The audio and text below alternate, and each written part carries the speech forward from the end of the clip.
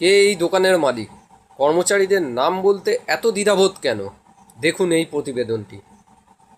আমাদের যারা কর্মচারী আছে তাদের সাথে একটু কথা বলে নিই। দোকানের মালিক আমি।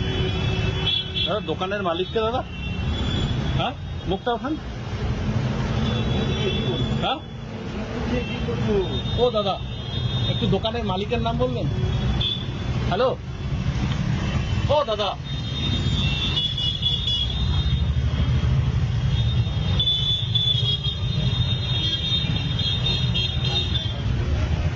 দাদা একটু দোকানের মালিকের নাম বলবেন।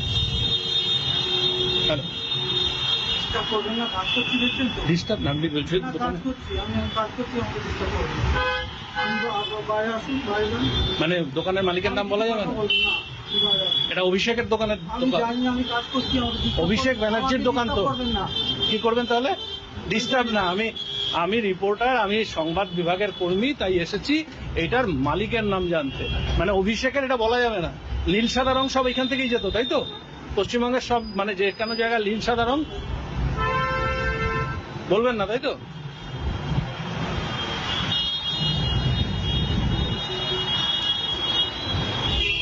এই যে অভিষেকের ছবি, এটা অভিষেক, প্রবীর মুখার্জি কে হয়?